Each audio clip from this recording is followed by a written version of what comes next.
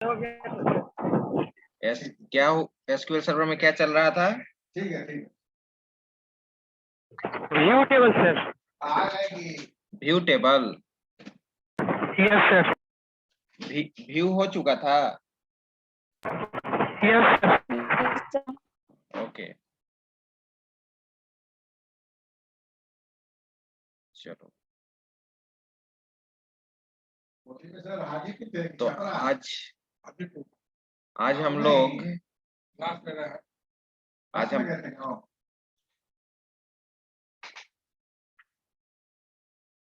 तो आज देखते हैं हम लोग कर्सर। ठीक है, न्यू टॉपिक डेटाबेस का। तो डेटाबेस में कर्सर एक बहुत ही इम्पोर्टेंट टॉपिक है जो स्टोरेज के रूप में काम करता है। ठीक है, जब भी तुम टेबल से रिकॉर्ड को व्यू करोगे प्रोग्रामिंग में, पीएल एसक्यूएल या टी एसक्यूएल में, ठीक है, तो टेबल से रिकॉर्ड रिट्रीव होकर सबसे पहले कर्सर में जाता है। ठीक है, तुम कह सकते हो कि कर्सर एक प्रकार का टेम्पोररी स्टोरेज होता है। कर्सर एक प्रकार का टेम्पोररी स्टोरेज होता है, एक प्राइवेट एरिया होता है जिसमें रिकॉर्ड क्या होता है, स्टोर होता है।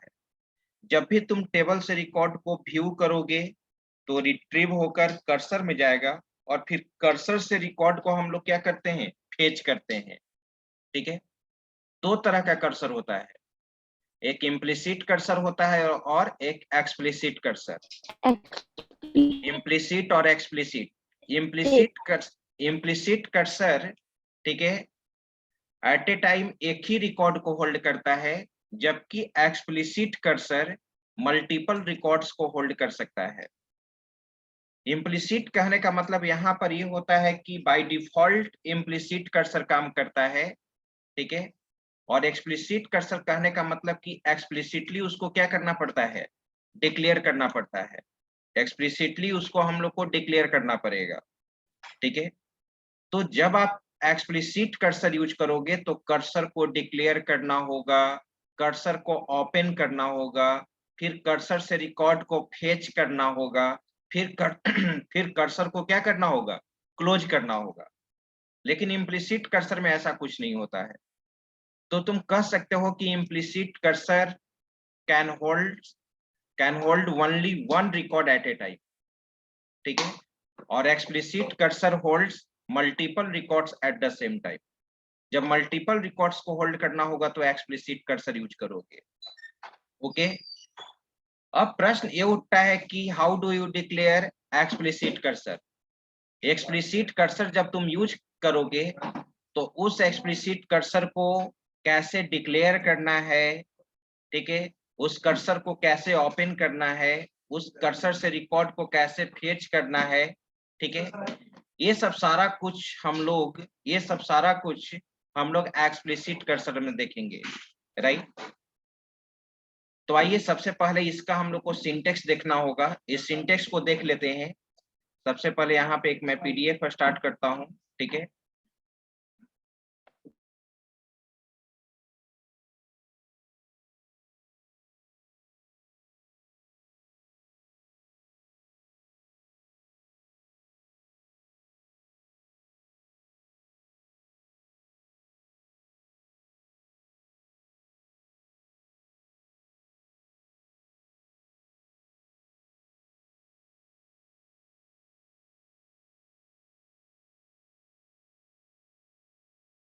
तो ध्यान दो, एक मिनट।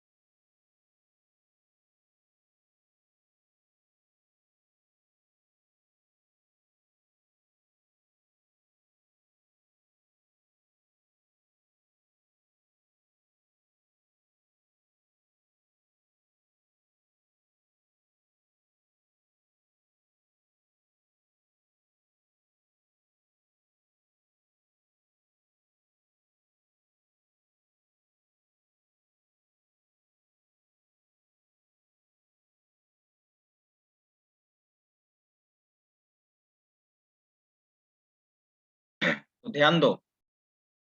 तो अभी जस्ट मैंने कर्सर के बारे में बताया है, एक्सप्लिसिट कर्सर और इम्प्लिसिट कर्सर के बारे में। अब इसको इम्प्लीमेंट करना है, ठीक है। तो इम्प्लिसिट कर्सर तो ऑटोमेटिकली काम करता है, इम्प्लिसिटली काम करता है, जो एट ए टाइम एक रिकॉर्ड को होल्ड करेगा।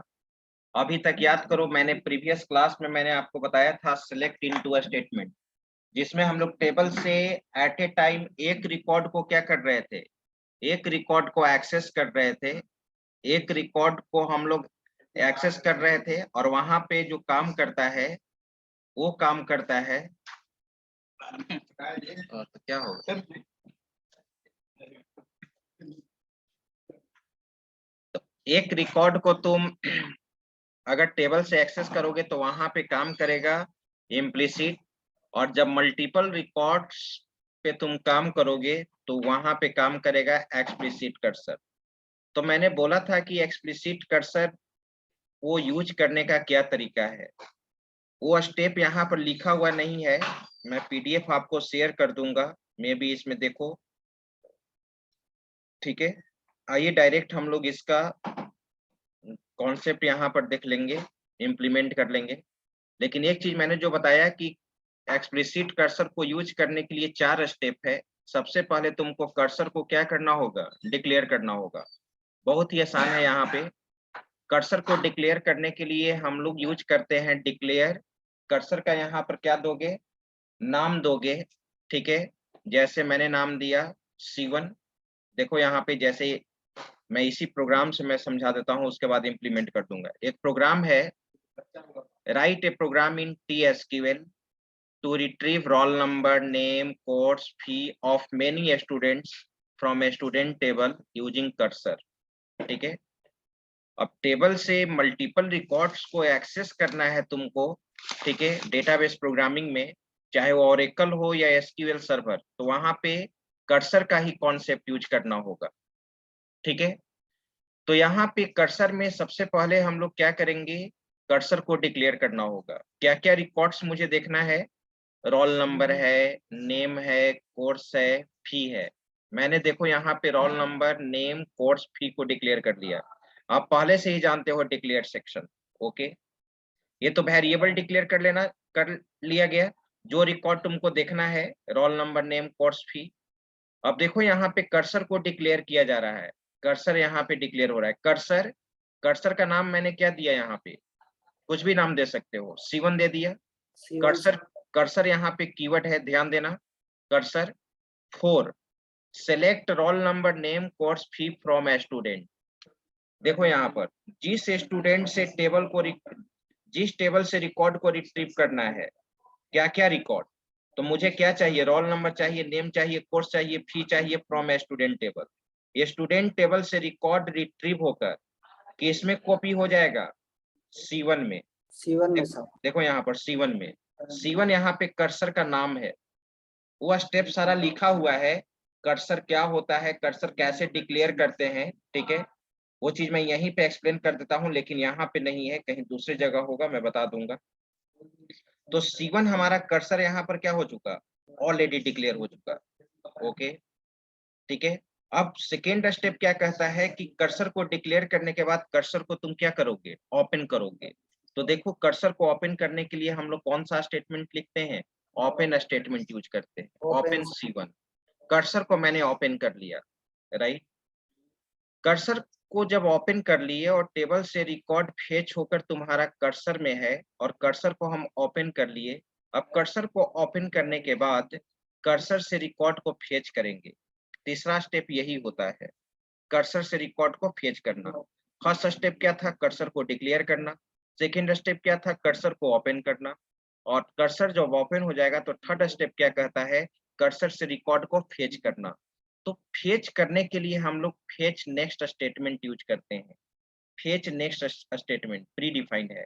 क्या लिखेंगे, सिंटेक्स देखो, फेच नेक्स्ट फ्रॉम, और यहाँ पे कर्सर का नाम।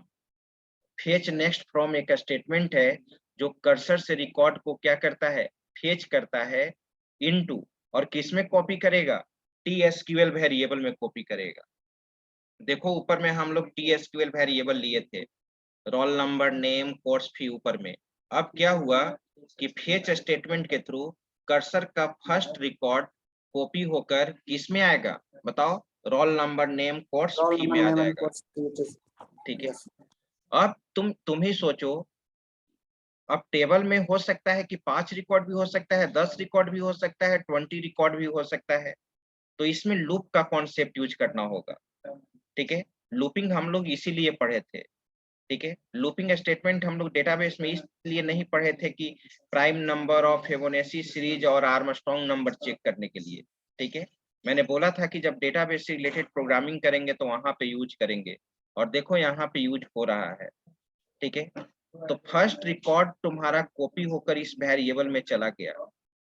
अब यहाँ पे कुछ एसक्यूएल सर्वर में प्री डिफाइंड कुछ कांस्टेंट होता है, प्री डिफाइंड वेरिएबल होता है। एसक्यूएल सर्वर में जितने भी प्री डिफाइंड वेरिएबल्स होते हैं वो डबल एट द रेट से स्टार्ट होता है, डबल एट द रेट से स्टार्ट होता है। यहाँ वेरिएबल तो यूजर डिफाइंड वेरिएबल तुम eight the rate single eight the rate से स्टार्ट करते हो, और प्री डिफाइंड जो वेरिएबल होता है, जो कांस्टेंट होता है, वो डबल एम्परसेंड से स्टार्ट होता है, sorry double at the rate से At the स्टार्ट rate, होता है। ओके, तो देखो तो व्हाइल में क्या लिख दिए, double at the rate fetch status equal to 0। ये फेच स्टेटस, ठीक है, जब तक रिकॉर्ड मिलेगा, ध्यान दो, जब तक रिकॉर्ड मिलेगा, ठीक है, तब फेच स्टेटस में क्या आएगा, 0 आएगा। जब तक रिकॉर्ड मिलेगा, फेच स्टेटस जो वेरिएबल है, ठीक है, उसमें 0 आएगा। और जैसे ही रिकॉर्ड मिलना, अब रिकॉर्ड समाप्त हो जाएगा, रिकॉर्ड एंड में पहुंच गया है, तो ये निगेटिव वैल्यू रिटर्न करता है। उसी समय एक कंडीशन फॉल्स हो जाएगा और हम लूप से बाहर हो जाएंगे। यानी जब तक रिकॉर्ड तुम्हारा फेच होगा, ये 0 रिटर्न करता है। ठीक है, तो मैंने अब व्हाइल यहाँ पर तो एसक्यूएल सर्वर में स्टार्टिंग एंडिंग कैलिब्रेशन नहीं होता है। ब्लॉक ऑफ स्टेटमेंट को इनक्लोज करने के लिए क्या यूज करते हैं, बिगिन और एंड यूज करते हैं। तो देखो यहाँ पर बिगिन मैंने लिखा, प्रिंट रोल नंबर, ठीक है, रोल नंबर प्रिंट करा दिया। तुम जानते हो कि प्रिंट के द्वारा वैरकट टाइप का ही वैल्यू प्रिंट होता है। नेम प्रिंट करा दिया, कोर्स प्रिंट करा दिया, फी प्रिंट करा दिया। ओके, अब चलो, एक रिकॉर्ड तो एक्सेस हुआ। अब लूप के अंदर ही तुमको फिर से फेच नेक्स्ट स्टेटमेंट यूज करना होगा। लूप के अंदर, ये तो फर्स्ट टाइम व्हाइल के पहले फेच नेक्स्ट फ्रॉम स्टेटमेंट मैंने यूज किया था। अब लूप के अंदर भी मुझे यूज करना होगा fetch next from cursor into role number name course फी। फिर कर्सर से रिकॉर्ड फेच होकर किस में जाएगा, इस PL/SQL वेरिएबल में जाएगा। फिर कंडीशन चेक करेगा, fetch status equal to 0, yes condition true है। फिर roll number name course fee print किया। फिर कर्सर का नेक्स्ट रिकॉर्ड तुम्हारा इस वेरिएबल में असाइन होगा। यही प्रोसेस चलते रहेगा। ओके, और जैसे ही रिकॉर्ड अब आगे नहीं मिलेगा, ये कंडीशन फॉल्स हो जाएगा और हम सीधे व्हाइल लूप से क्या हो जाएंगे, बाहर हो जाएंगे, और हम कर्सर को क्या कर देंगे, क्लोज कर देंगे। कर्सर हमारा क्या हो जाएगा, क्लोज हो जाएगा। और क्लोज करने के लिए हम लोग यहाँ पे C1 यूज करते हैं। और जो कर्सर में मेमोरी एलोकेट हुआ है, जब कर्सर प्राइवेट एरिया को यूज करता है तो कर्सर मेमोरी एलोकेट करता है। तो जैसे ही हम लोग डी एलोकेट कर देंगे तो फिर से कर्सर को ओपन नहीं कर सकते हैं। कर्सर को क्लोज कर देने के बाद फिर से कर्सर को तुम ओपन कर सकते हो, लेकिन जैसे ही कर्सर को डी एलोकेट कर दोगे, फिर से कर्सर को तुम ओपन, बताओ, नहीं कर सकते हैं। ओके, अब देखो मैं इसको अब बताता हूं, यहाँ पर ध्यान दो, ध्यान से देखना। यहाँ पे मैं इसका इम्प्लीमेंटेशन अब आपको दिखा रहा हूँ।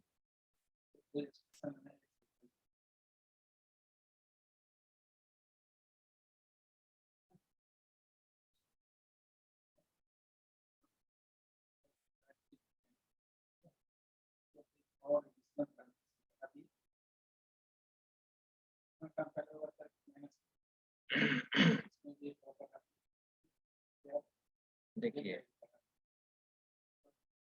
अब मैं यहाँ पे डेटाबेस को सिलेक्ट कर लेता हूँ। सबसे पहले यूज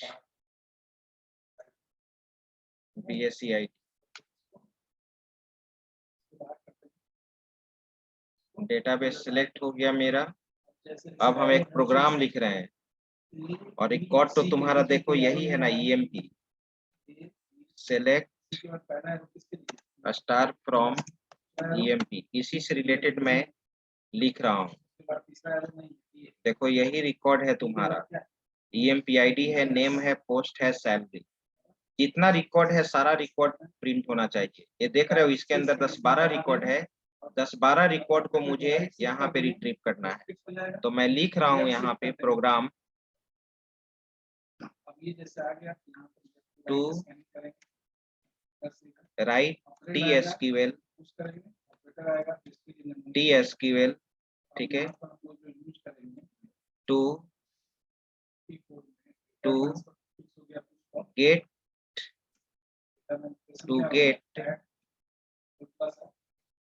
एम्प्लॉय ID,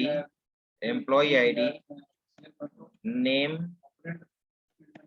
पोस्ट, ठीक है, salary, post, salary and department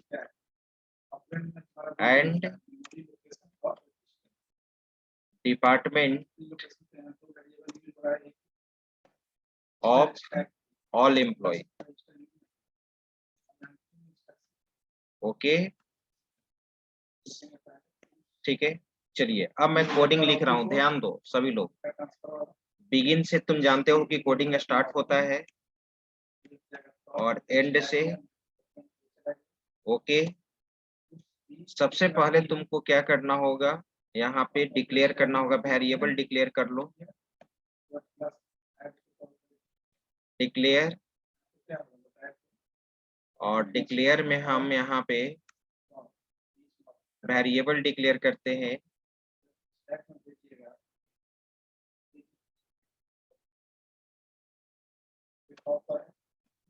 okay, declare variable declare करो। क्या क्या चाहिए बोलो? EMP ID चाहिए,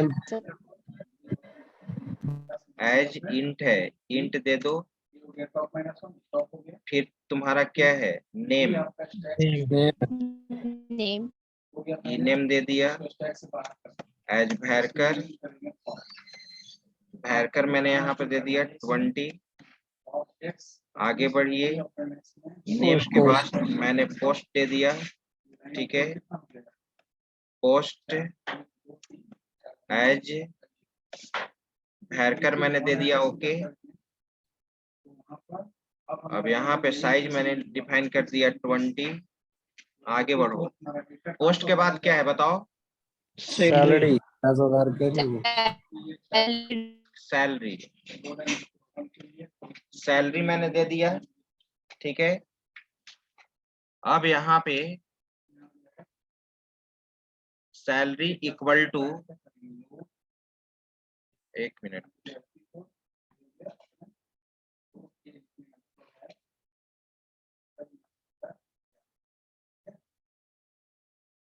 तो @सैलरी। अब आगे बढ़ो, इसका डेटा टाइप दे दिए? नहीं, data type no sir. Salary, इधर हो गया ना अनिता दी, बाहर लिए, जल्दी कीजिए। @सैलरी, सैलरी किस टाइप का है? इंट यूज किए, ठीक है।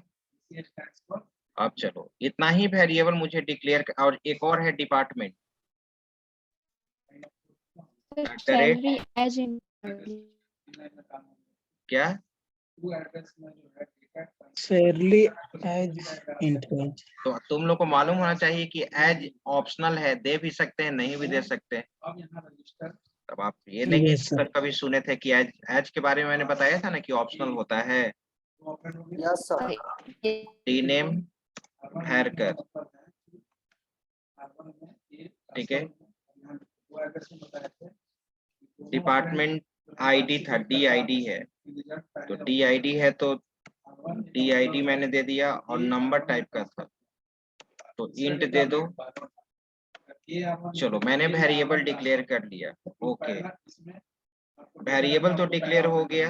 अब आगे बढ़ो। वेरिएबल डिक्लेयर करने के बाद कर्सर को डिक्लेयर करना होगा। बताओ कर्सर डिक्लेयर करने के लिए क्या लिखे? डिक्लेयर उसका नेम सर कर्सर का नाम दोगे, मान लो कि C1 मैंने दे दिया, ठीक है। इसके बाद कर्सर कीवर्ड लिखते हैं, कर्सर। उसके बाद फोर ना, फोर डिक्लेयर C1 कर्सर 4। उसके बाद सिलेक्ट स्टेटमेंट लिखोगे। क्या क्या रिकॉर्ड तुमको रिट्रीव करना था? टेबल का कॉलम नेम सही होना चाहिए, EMPID, नेम, पोस्ट जो टेबल का कॉलम नेम है एग्जैक्ट, यस सैलरी, और क्या था?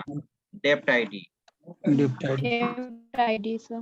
फ्रॉम टेबल का नाम क्या था? EMP। चलो ये भी हो गया। चलिए, यानी कर्सर हम डिक्लेयर कर लिए। उसके बाद मैंने बोला था कि कर्सर डिक्लेयर करने के बाद कर्सर को क्या करते हैं? Open. कर्सर को ओपन करते हैं। गुड, कर्सर को मैंने यहाँ पे ओपन कर लिया, ये भी हो चुका, कर्सर भी ओपन हो चुका। और कर्सर ओपन करने के बाद क्या करते हैं? फेच करते हैं, फेच करते हैं। It's sir. फेच,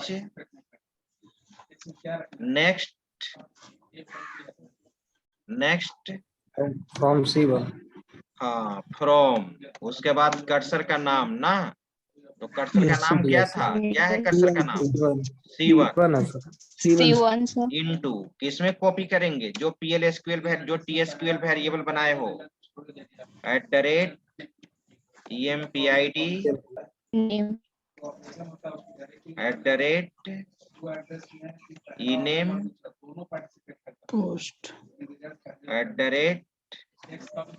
@post, फिर है तुम्हारा सैलरी @salary, ठीक है। चलो ये मैंने इसमें कॉपी कर दिया।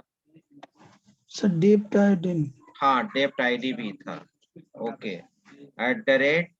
@DID जो वेरिएबल हम लोग लिए हैं, वेरिएबल में क्या लिए थे? DID ही ना, DID yes sir DID। Yes sir. DID Yes. लिए थे। चलिए अब यहाँ पे लूप यूज करेंगे हम। व्हाइल में पैरेंथेसिस दे भी सकते हैं, नहीं भी दे सकते हैं।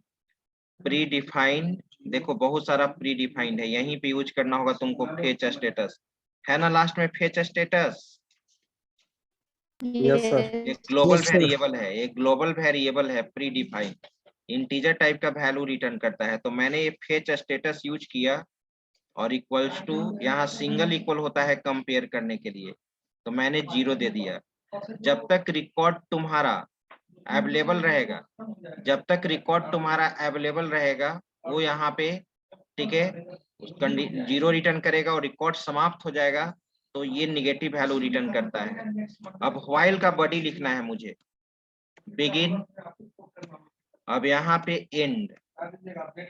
अब यहाँ पे हम लोग लिखने जा रहे हैं, ठीक है, फेच, ठीक है। तो सबसे पहले जो फर्स्ट रिकॉर्ड लूप के पहले जो रिकॉर्ड फेच हुआ है वेरिएबल में, इसको सबसे पहले क्या करना होगा? कॉपी करना होगा। देखो मैं कॉपी कर रहा हूं, ध्यान देना। प्रिंट, तो सिंगल कोट में होता है, आपको मालूम है। क्या क्या चाहिए मुझे? एम्प्लॉय आईडी इक्वल टू, ठीक है, एम्प्लॉय आईडी। अब यहाँ पे कॉन्केटनेट करना होगा, और तुम ये भी जानते हो कि ये डायरेक्ट वैरिएबल टाइप का वैल्यू प्रिंट करता है। तो क्या यूज करेंगे? कौन सा फंक्शन? Print sir. ठीक है, कास्ट फंक्शन यूज करोगे, और कास्ट के अंदर, ठीक है,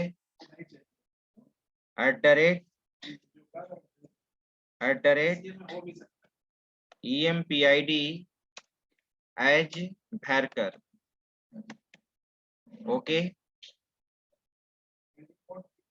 ये चीज हो गया। अब चलो, एम्प्लॉय आईडी प्रिंट कर गया। अब उसके बाद नेम, तुम चाहते हो कि इसी के साथ तुम न्यू लाइन, जैसे सी में यूज करते हो ना \n, तो SQL सर्वर में यहाँ पे यूज करते हैं char 10। देखो मैं क्या लिख रहा हूँ, प्लस कैर, और मैंने यहाँ पर क्या दे दिया, 10 दे दिया, न्यू लाइन जनरेट कर देगा। प्लस फिर आगे बढ़ो, क्या लिखना होगा, एम्प्लॉय आईडी के बाद name, Employee, sir. Name, sir. Name equal to, फिर मैंने यहाँ पे कॉन्केटनेट किया, और वेरिएबल नेम तुम क्या बनाए हो, @e-name, ओके। Yes, sir. फिर मैंने यहाँ पे प्लस यूज किया। अब मैं इसको कॉपी कर लेता हूँ, कॉपी, कंट्रोल सी, कंट्रोल भी। नेम के बाद तुम्हारा क्या है, पोस्ट, Sir, पोस्ट मैंने दे दिया, यहाँ पे पोस्ट यूज कर दिया, ओके। फिर आगे बढ़ो, पोस्ट के बाद salary. Salary. सैलरी हम लोग देंगे, यहाँ पे सैलरी, और यहाँ पे सैलरी, सैलरी हुआ, ओके। तो सैलरी हमारा यहाँ पे इंटीजर टाइप का है, तो इसको भैरकर में क्या करना होगा, कन्वर्ट करना होगा, caste as भैरकर, as varchar, okay, ठीक है, ये यूज कर दिया मैंने। चलो आगे बढ़ो, कंट्रोल भी, इसके बाद क्या था, Department. और देखो ये नहीं यूज किए, न्यू लाइन के लिए यूज करना था ना, क्या, कैर Captain. 10, ये न्यू लाइन जनरेट करेगा जी, याद रखना, न्यू लाइन।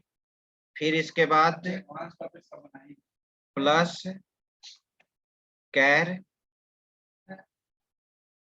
अच्छा सैलरी के बाद तो ये लास्ट है, सैलरी के बाद तुमको क्या करना है, department name, department ID, department ID equal to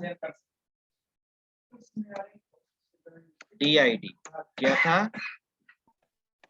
DID, D. और यहाँ पे इसको भी कन्वर्ट करना होगा आपको, caste as भैरकर, as varchar, okay. चलो ठीक है, प्रिंट मैंने ये यूज कर दिया, कास्ट। अब आगे यहाँ पर देखो, यहाँ पर भी न्यू लाइन के लिए दे दो, प्लस कैर 10, ओके, ये भी हो चुका। यहाँ पर भी न्यू लाइन के लिए दे दो, प्लस कैर 10, ठीक है, ओके। अब हम लोग यहाँ पे एक और स्टेटमेंट को क्या करना होगा, फेच करना होगा। एक रिकॉर्ड प्रिंट करने के बाद सेकेंड रिकॉर्ड जाना चाहिए, कंट्रोल सी, कंट्रोल भी, ओके, रिकॉर्ड फेच हो गया। और याद करो, जब व्हाइल लूप से बाहर जाएंगे तो फिर कर्सर को क्या बोले थे, क्लोज करने के लिए, Close C1. Close C1, okay. Cursor को डी एलोकेट कर भी सकते हैं, नहीं भी कर सकते हैं, मैं कर देता हूं, डी एलोकेट C1, मैंने कर्सर को डी एलोकेट भी कर दिया। अब प्रोग्राम हमारा रेडी है। अब मैं इसको रन करा के आपको दिखाता हूँ ये सारा रिकॉर्ड हमारा प्रिंट कर रहा है या नहीं, ओके।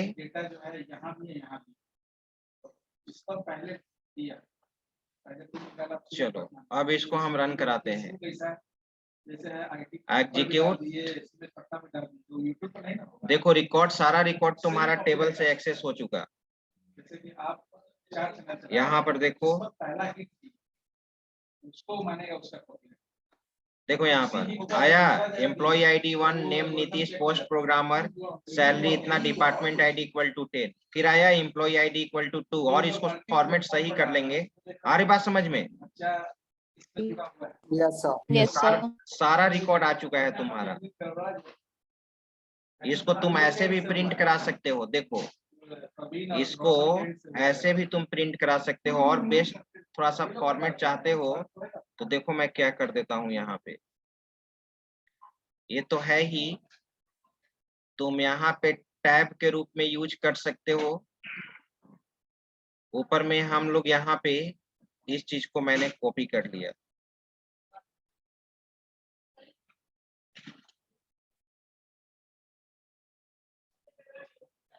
कंट्रोल सी, अब यहाँ पे कंट्रोल भी, ठीक है, ऊपर में रख दो। लूप से पहले मैंने देखो मैसेज दे दिया, कंट्रोल भी, ओके। अब टैब फॉर्मेट में हम लोग यहाँ पे वैल्यू को प्रिंट करा रहे हैं, एम्प्लॉय आईडी, ठीक है। अब ये सब हम यहाँ पे हटा दिए, ओके।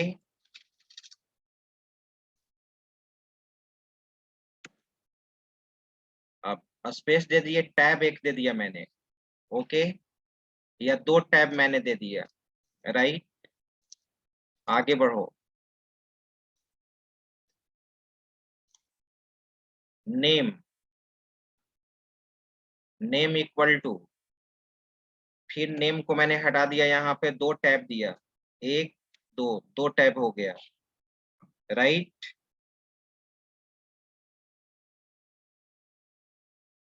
फिर मैंने यहाँ पे पोस्ट दे दिया, पोस्ट के बाद भी मैंने 2 टैब से मैं इसको सेपरेट कर रहा हूँ, 1 2, फिर आगे आ जाओ,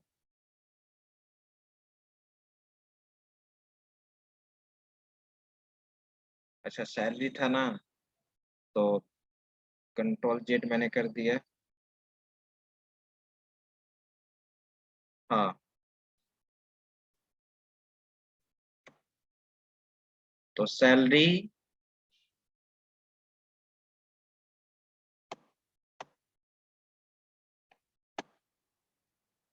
चलो फिर सैलरी को भी हम 2 टैब से सेपरेट कर दिए, इसके बाद डिपार्टमेंट आईडी दे दिया, ओके।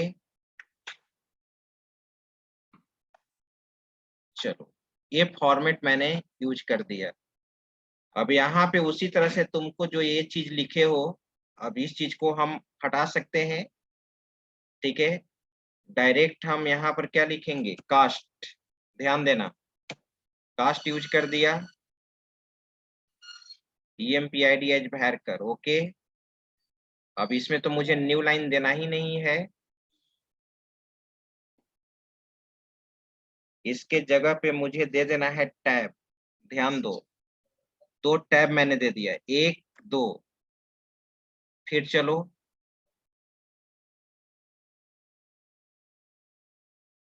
इसके बाद नेम को मुझे प्रिंट कराना था, नेम,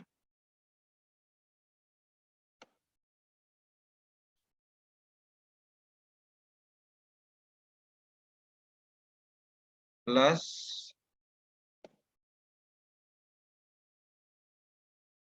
और मैंने 2 टैब दे दिया, 1 2, 2 टैब ये हो गया, आगे बढ़ो,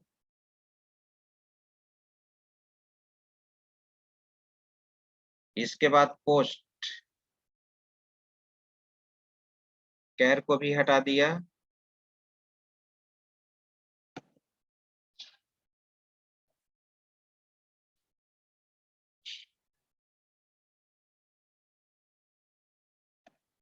पोस्ट, ठीक है।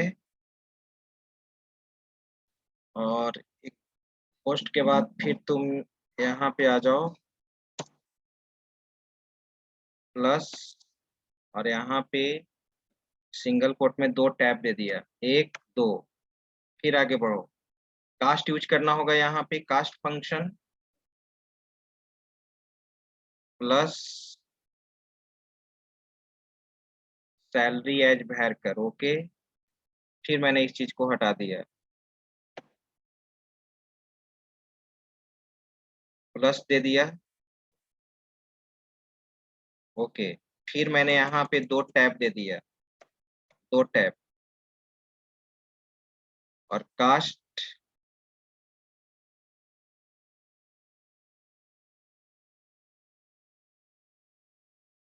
चलो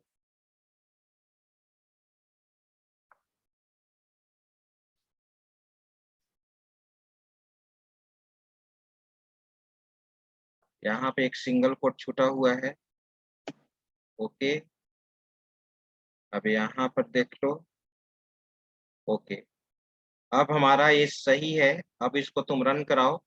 अब इस फॉर्मेट में तुम्हारा रन करेगा,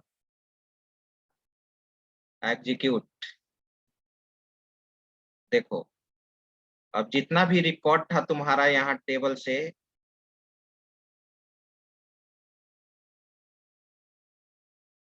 देखो आ चुका। थोड़ा सा इस फॉर्मेट को और सही करना होगा, डेटा के अनुसार ये आ रहा है। एम्प्लॉय आईडी आ गया, नेम आ गया, पोस्ट आ गया, सैलरी आ गया, डिपार्टमेंट आ गया। आई बात समझ में? Yes, Yes, sir. sir. तो कर्सर का यही कॉन्सेप्ट है। जब भी टेबल से मल्टीपल रिकॉर्ड्स को तुमको एक्सेस करना है, तो मल्टीपल रिकॉर्ड्स को एक्सेस करने के लिए, चाहे वो ओरेकल हो, चाहे हमारा एसक्यूएल सर्वर हो, ठीक है, हम लोग इसी तरह से कर्सर के थ्रू डेटा को क्या करते हैं, एक्सेस करते हैं। चलो इसका स्क्रीनशॉट ले लो इस प्रोग्राम का।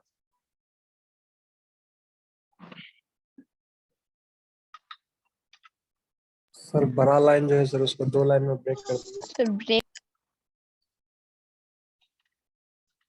ओके, 2 लाइन में हम ब्रेक कर रहे हैं, ध्यान दो।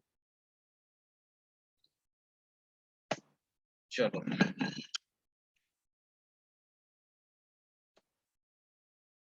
एक minute.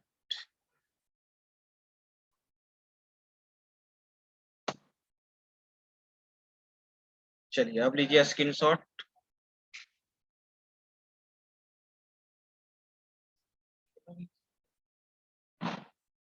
Sir scroll scroll down करें? कीजिए। Yes, sir.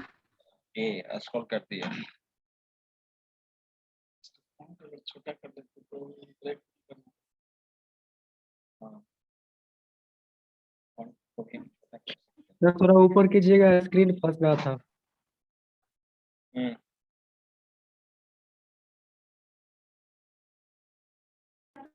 हो गया सर।